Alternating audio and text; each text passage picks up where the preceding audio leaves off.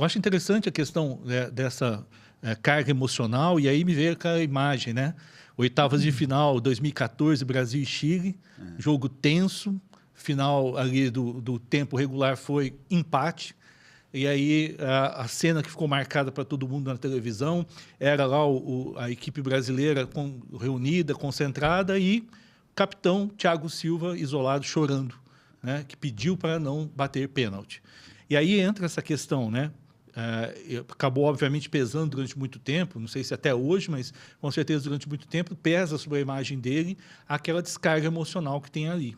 E a gente sabe que existem, né, as descargas que acontecem durante o evento esportivo, que podem ser momentos como esse, de um choro intenso, momentos de raiva, quando leva, de repente, um carrinho, e a gente tem que distinguir, né? Como que dá para distinguir aí o que seria uma expressão natural e esperada, né, correspondente ao momento do esporte, de um choro, de uma raiva, e quando aquilo passa a ser um problema que tem que ser discutido fora de campo.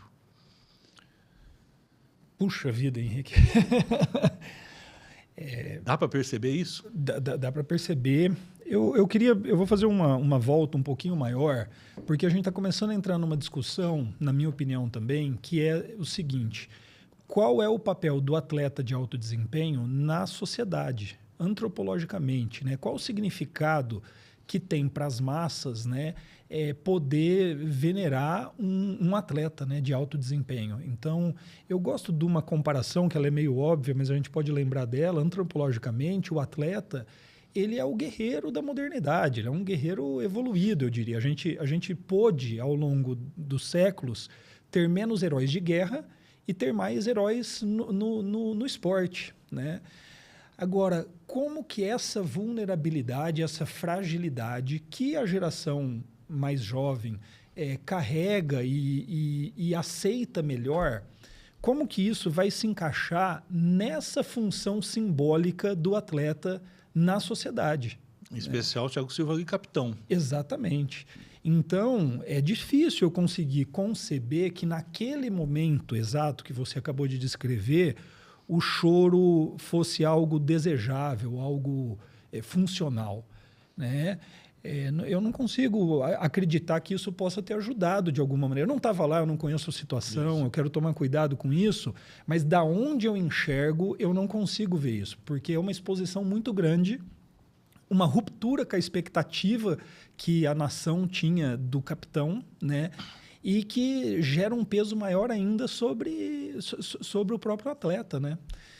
Então, eu acho que o atleta, ele está diante, além de cuidar da própria saúde mental, além de pensar na sua longevidade, ele está lidando com esse simbolismo que está em movimento, né? Assim, tem mudanças em andamento. Então, quando a Simone Biles, lá em Tóquio, vem a público e diz que, por motivos de saúde mental, ela vai se retirar das Olimpíadas, ela sinalizou algo que estava acontecendo ali. A gente pode julgar por um lado, por outro. A gente conhece pouco da história completa, mas o que me importa, na verdade, nesse episódio não é tanto o que foi feito de acertado ou de errado naquele episódio. É o que aquilo está simbolizando. Está simbolizando isso, ó. Ela é uma heroína, essa moça, né?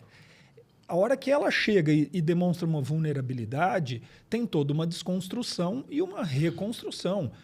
Talvez a gente está presenciando a reconstrução dos heróis aí, né? Do que é a imagem do herói e por aí vai. De uma certa maneira, olhando de um ponto de vista um pouco mais prático, né? Assim, eu trabalho com os meus atletas um controle emocional que permita eles não se expor num primeiro momento, né? Assim, então, um choro na pista de hipismo, ele pode acontecer, mas ele não é o mais bem-vindo, né? Assim, porque te coloca numa exposição que ela é desnecessária, né? A gente andou discutindo também atletas que puderam vir a público dizer que estavam sofrendo com depressão, com transtorno de ansiedade, com outros transtornos mentais. Eu acho isso positivo em algum ponto? Eu acho. Mas para os meus próprios pacientes, que não são midiáticos, que não carregam esse símbolo, eu costumo dizer, olha, você tem todo o direito de falar do seu diagnóstico. Mas para quem que você está falando e o que vão fazer com essa informação, você deveria levar em consideração também. Quando um atleta da mídia vem e fala isso, como diz o Gustavo, que essa conta vai chegar para ele também, porque é uma quebra de expectativas em vários níveis. Pode aliviar para quem também se sente cobrado como ele, mas obviamente pode afetar a imagem dele, né? E voltar como uma cobrança, né? Muitas vezes. Então, eu acho que a gente essa história está sendo construída, né? A gente tem que tomar cuidado em levantar bandeiras muito precocemente a esse respeito também. Não, e se trata de um tema, claro, muito sensível e delicado, e eu falo sempre isso para o atleta, e é bastante óbvio que antes dele ter se tornado uma figura de atleta, ele é o mesmo ser humano com angústias, com dores, com ansiedades, etc. Então, quando acontece um caso como o do Thiago Silva, os twists da Simone Biles, etc., então, assim, isso mostra o quão insustentável poderia estar para esse atleta também dele externalizar isso no pior ambiente possível. Entendeu? Então, assim, mostrando que mesmo que você exerça uma figura de atleta super potente e imponente, muitas vezes é você se entender como um ser humano convencional. Né? Então, claro, você está representando, né? Tanto que, a hora que você comentou, hoje o atleta de futebol ele recebe um valor que se chama direito de arena. Então, é como se ele estivesse numa arena mesmo. Todo atleta recebe um valor por estar participando de uma arena, né? Fazendo associação né? Com essa questão antropológica e histórica. Então, esse desafio que é, né? Claro, para um capitão de braçadeira, né? Toda a responsabilidade que ele tem, que transcende. Inclusive, já aconteceu de eu trabalhar com atletas que me procuraram para desenvolver esse viés de liderança, porque o clube foi lá, deu uma faixa elástica para ele colocar no braço, não o preparou para ser capitão e muitas vezes ele não estava sabendo lidar com essa demanda. Né? Por quê? Porque aí, invariavelmente, o que você faz? Você acaba projetando todas as experiências com outros capitães que você teve. Ele fazia isso, ele fazia aquilo, mas às vezes você deixa de trazer os seus valores à maneira que você gostaria, porque não é um ambiente tão simples. Eu sempre falei assim, quando eu comecei o meu trabalho e fazia palestras, sempre antes de jogos, eu fazia atividades lúdicas, um dia anterior no hotel. No começo participava toda a comissão. E aí eu sempre pedia a interação dos atletas, né? E aí eu comecei a perceber que os atletas não se manifestavam. Falei, caramba, tem algum ruído aqui no processo, ou eu não estou sabendo criar um ambiente de confiança. E falei, a partir de agora, só eu e os atletas. Virou a chave. Foi uma coisa assim que... Eu lembro até, eu tinha um atleta no Bahia, como é que ele chama? Está jogando fora do país agora. Eu deixava o computador para ele, então ele entrava, colocava a música no YouTube, os raps lá, e começava a dançar, e a galera... Por quê? Porque eu precisava dessa flexibilidade cognitiva, porque às vezes eu levava um conceito que nós precisávamos trabalhar na véspera da partida, então, e aí você vai aprendendo sobre a marcha. Então, realmente, assim, o nível de pressão que esses atletas sentem é algo surreal. Assim, quantas vezes dentro de vestiário, entrava dentro de vestiário pós-vitória, pós-derrota, pós-jogo decisivo, atletas não têm mais uma molécula de energia. O cara está sentado no nicho dele ali, que ele está existindo, ele está funcionando naquele momento. E só... Porque o nível de exigência, né, psicocognitiva, mental, é absurdo. É absurdo. Então, claro, assim, esse nosso cuidado também, né, em tratarmos esses heróis, porque, embora eles tenham essa representatividade dentro do processo, a hora que o cara entra dentro desse contexto e, né, para um Thiago Silva, um nível de importância que ele tem, capitão em todos os clubes pelos quais passou, um cara absurdamente respeitado dentro do processo, para ele manifestar um choro daquele dentro, é que a coisa tinha que estar muito insustentável, muito sustentável, né? E aí você comentou a questão de saúde mental, que muitos não se ocupam. Né? Muitos estão muito mais preocupados com a performance e desempenho, nem necessariamente a performance mental, a performance de hard skills mesmo, por isso que vários têm fisioterapeutas que trabalham no contraturno, tem um nutricionista particular, enfim, por uma questão de possibilidade monetária, eles constroem um time. Mas, assim, grande parte deles não se ocupam de saúde mental, de prolongar a sua carreira. Por quê? Porque ele precisa resolver um problema, né, que nós estávamos falando, o atleta chega num clube, ele chega num grupo totalmente heterogêneo, Então, se ele não tiver o mínimo de habilidades sociais, ele não consegue pertencer. Às vezes, ele tem pouco tempo para permear essa energia dentro do grupo. Eu defendia o meu trabalho muitas vezes em Campeonato Paulista, quando eu fazia Campeonato Paulista das antigas, que eram 12 datas. Os atletas chegavam, o treinador tinha 4 semanas para pegar um grupo de, às vezes, 20 atletas novos e formar um time para jogar 12 datas, com o risco de cair e o risco de ser campeão. Isso é muito casuística, é muito fatalismo, entendeu? Então, ainda é muito tratado dessa maneira, né? Infelizmente. E eu acho que é importante retomar até uma questão que o Vinícius colocou, que eu acho que é muito bacana. Quando você fala, né, de ter essa conversa com o atleta, do que ele está expondo, do que não está expondo, é um cuidado muito próximo.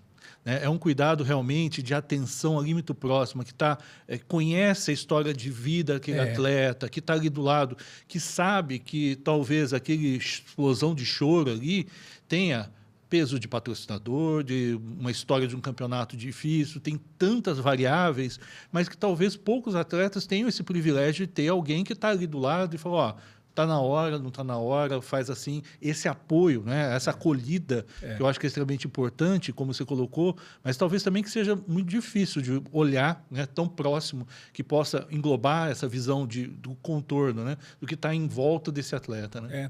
Usando apenas como exemplo, porque a gente não sabe quase nada da história lá do Thiago Silva, mas se ele tivesse ao lado dele a possibilidade de externar isso e de receber um feedback adequado antes, né? Provavelmente ele não precisaria ter passado por isso lá dentro, né? Assim, então a questão não é julgar a emoção dele. A emoção está lá, tá explícita e foi o que ele aguentou fazer, né?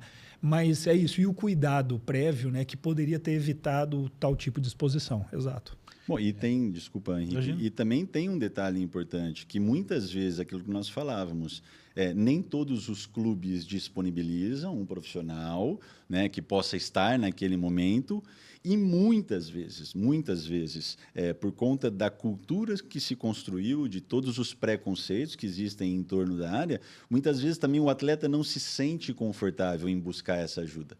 E ele se acostumou a fazer essa autogestão das próprias emoções ao longo do tempo. Então, dependendo do contexto, muitos deles também não se sentem à vontade de buscar essa ajuda, seja dentro do processo clube ou fora do clube, para poder, se esvaziar com alguém de confiança e de competência, né? Como eu, por exemplo, e muitas vezes a gente falava sobre isso dentro dos clubes, existe um código ético, né? Às vezes o que o atleta vai reportar para o departamento, isso não pode chegar para treinador. Então, todo o cuidado que é importante que a gente tenha, mas da mesma maneira, eu trabalho com atletas de base e eu costumo fazer um reporte para os pais.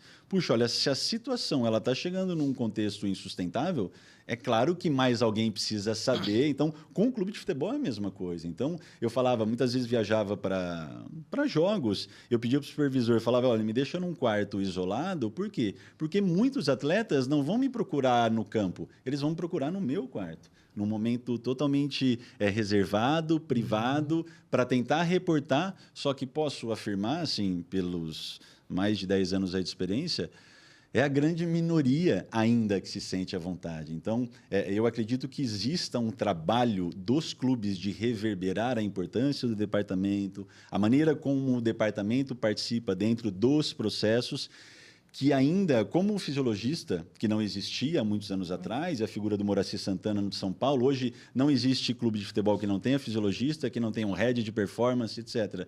Então, nem todos os clubes têm um psicólogo esportivo, menos clubes ainda têm um mental coach, alguém que dá uma perspectiva de performance. Então, nós estamos falando de que o atleta está sendo cada vez mais exigido, né, sob essa demanda, e o processo não está se preparando, não está seguindo a mesma direção. Né? Então, isso é desafiador para o contexto. Mas aí abre oportunidades para quem faz trabalhos paralelos, como é o nosso trabalho, em que o atleta se sinta confortável, ou ele chegou, né, nesse deadline e fala assim, preciso de ajuda. Né? Minha performance começou a cair, meu rendimento começou a cair, pelo amor de Deus, alguém pode me ajudar.